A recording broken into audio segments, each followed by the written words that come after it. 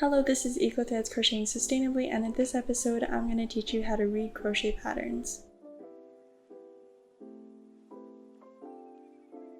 Please note that these tutorials are meant to go hand in hand with my pattern booklet, but they both contain the same information.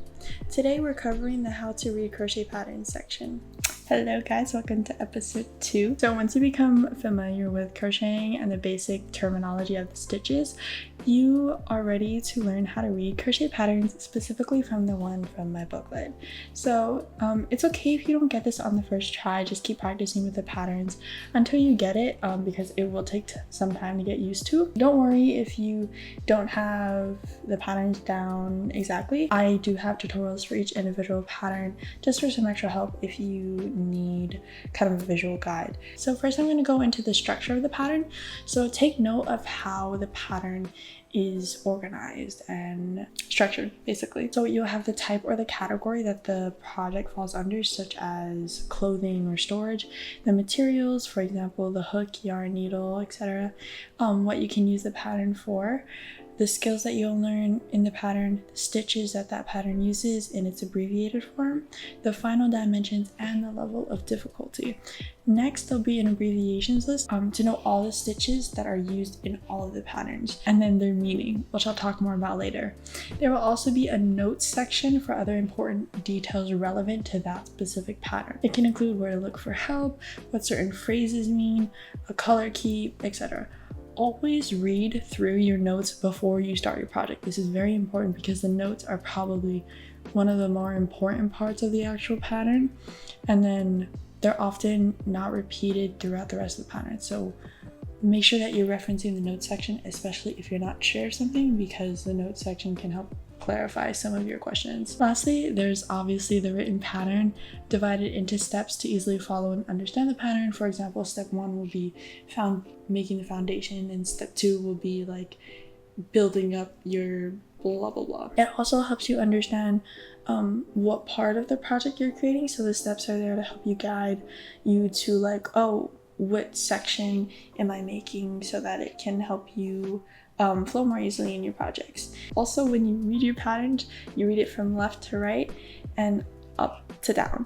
So along with this, there will be multiple visual aids to help you reference while you're crocheting to make sure that you're doing something right, whether it's the final product or specific steps to basically help in any parts that may be confusing. Okay guys, so the next part is going to be the components of the pattern. So first I'll start with UK and US terms. So crocheting can be written in UK or US terms, and the two are slightly different, but just note that this entire pattern is written in US terminology. So all of the abbreviations and tutorials follow the US terms, so don't worry about UK, but if you do follow patterns outside of this booklet, then sometimes it can be different terminology, and then in the pattern notes it'll note what terminology it's used, but I just wanted to point that out.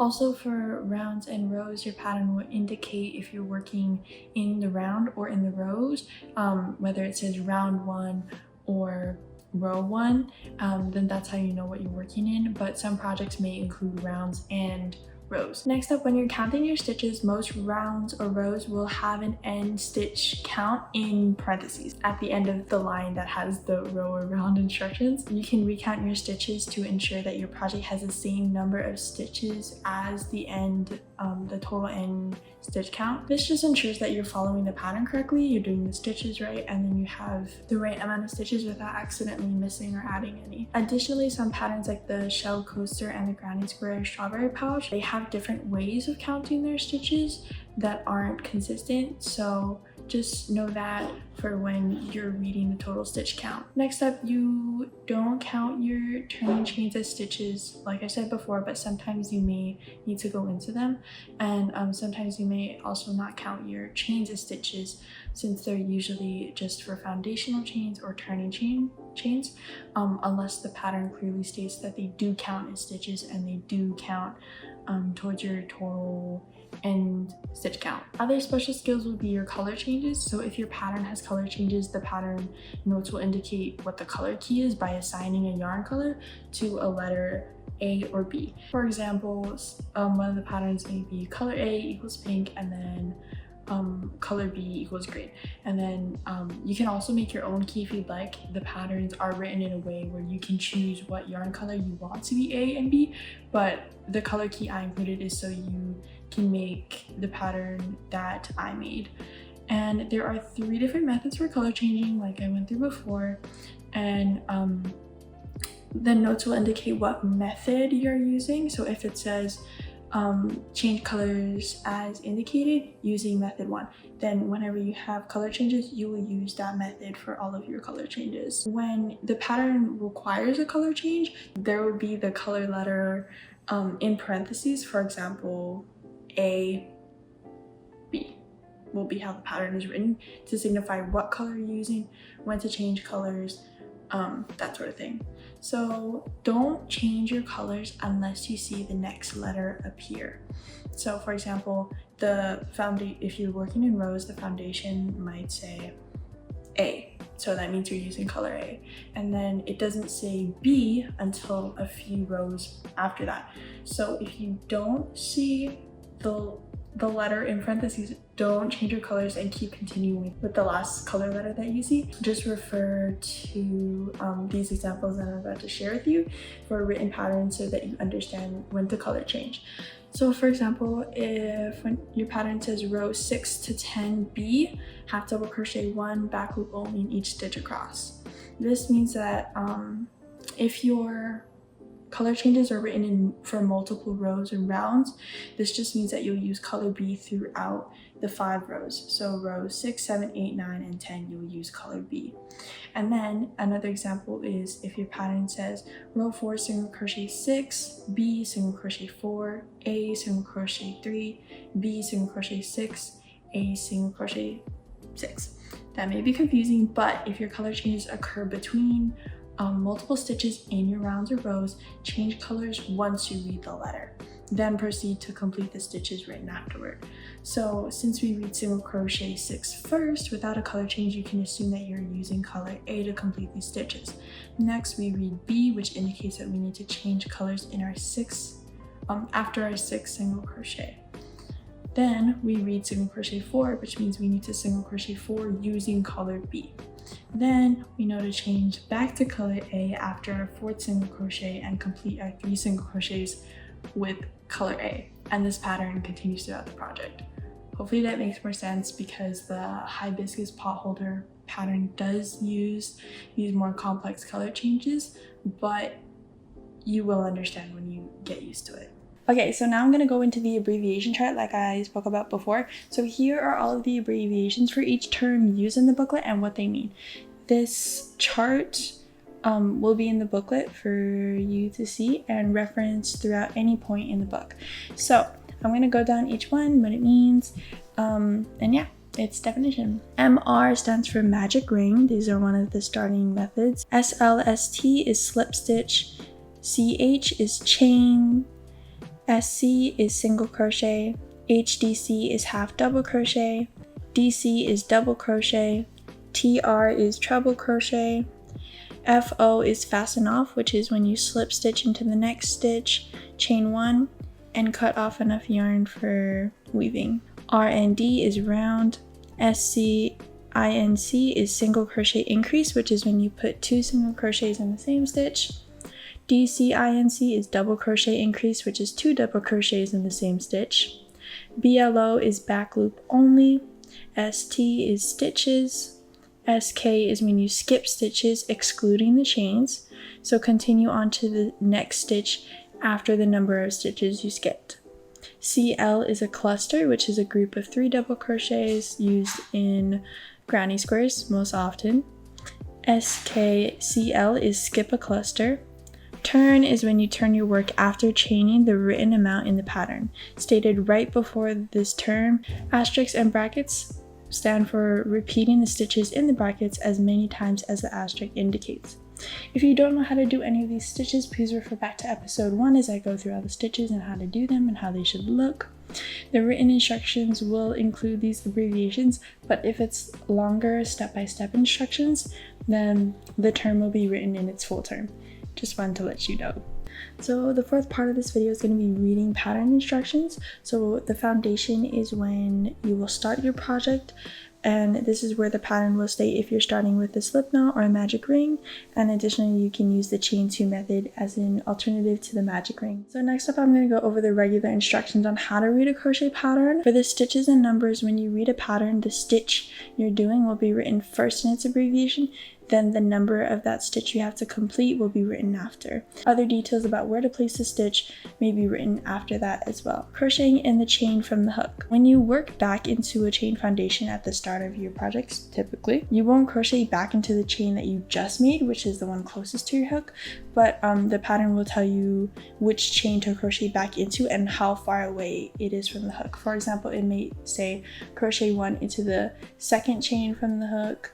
So you count 1, 2, you go into that chain, or it might say the 5th chain from the hook. So just know that number and then count down from the chain that you just made. Don't count the loop on your hook, as that is not a stitch. This is also similar to skipping stitches. Other common stitch instructions are going to be like double crochet 17, which means you double crochet 1 into the next 17 stitches, not double crochet 17 into the same stitch. This is a common misconception. Similarly, single crochet 12 means single crochet 1 into the next 12 stitches. Additionally, another example is single crochet 1 in each stitch around. This means to crochet 1 single crochet in every stitch in the round. So when you see a cross, you know that it's typically rows because you're working across a body of work, and then if it's in rounds, then you know that you're working in a circle. So you're working like single crochets 1 around instead of like across. Other special instructions, these include skipping stitches, crocheting in the same stitch, and repeated instructions, crocheting into the back loop only, and crocheting into the back bump of a chain. So starting with skipping stitches, if your pattern says to skip stitches, which is SK in its abbreviated form, you have to skip the number of stitches from the pattern, then you continue your next stitch after the one that you just skipped. So for example, if the pattern says to skip 4, you'll crochet your next stitch into the 4th stitch. Next up, if you're crocheting in the same stitch, this is similar to an increase, you'll be prompted to crochet multiple stitches into one. For example, if the pattern says single crochet increase, you'll know to place 2 single crochets into 1 stitch to increase the number of stitches in a row or round. This is why it's called an increase. If the pattern says to double crochet 4 in the same stitch, you'll know to do 4 double crochets into the same stitch. So same concept, you're just placing multiple stitches into the same stitch. Another common one is repeated instructions. So again, you'll know it's repeated if there's the brackets and then the asterisks. So if you have to complete the same sequence of steps multiple times, there will be an order of stitches to do inside the brackets. And again, you read it from left to right, and then there will be an asterisk right after the bracket, and then a number. That number will tell you how many times to repeat the sequence and the steps in the brackets. For example, if the pattern says bracket skip 3 double crochet 4 in the same stitch bracket asterisk 3, you'll do the bracket steps or sequence in order 3 times. So skip 3 stitches double crochet 4, skip 3 stitches double crochet 4, and then skip 3 stitches double crochet 4 in the same stitch. That sequence, you will do it 3 times, and then you will move on to the next step. So if it says that asterisk 3 and then there's like another step like single crochet 4, then you do the brackets first. You do the brackets 3 times first, and then you move on to the next step. Another special instruction would be to crochet in the back loop only, for example, the beanie pattern. So on the top of the stitch, there's the front loop, which is the one closest to you, and then there's a back loop, which is farthest from you. And the pattern may indicate working into the back loop only. So when you go into the back loop only, you're supposed to only be going through one of the loops, not both of them like normally. Another special instructions is going to be crocheting in the back bump of a chain. So when you create a chain, the top of the chain will have a front loop and a back loop. You typically go in the back loop, but if you turn the chain to see the bottom side, you'll see these back bumps that go along the chain.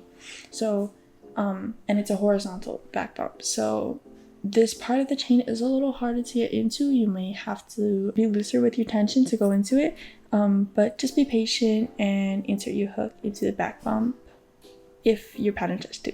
Okay, so of course, practice reading simple projects, even if it's outside of my pattern, to kind of help you understand and build confidence to read the written patterns, and then this helps to prepare for more complex crochet projects. Now that you know the basics of how to read a crochet pattern, you're ready to go into your first project. Also note that to promote sustainable crocheting, each of these projects are meant to be reusable.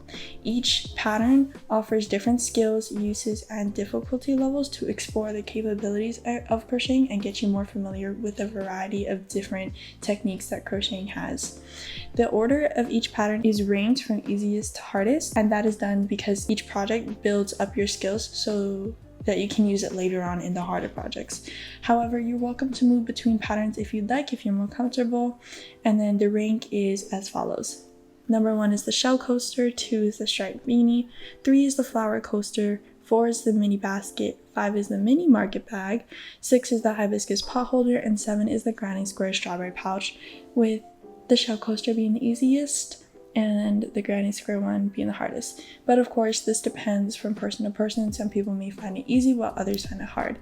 But that's why you are welcome to move between any of these as you like. Thanks for watching this episode of Eco Threads. I hope you learned something new, and I appreciate you for all your support. Mahalo.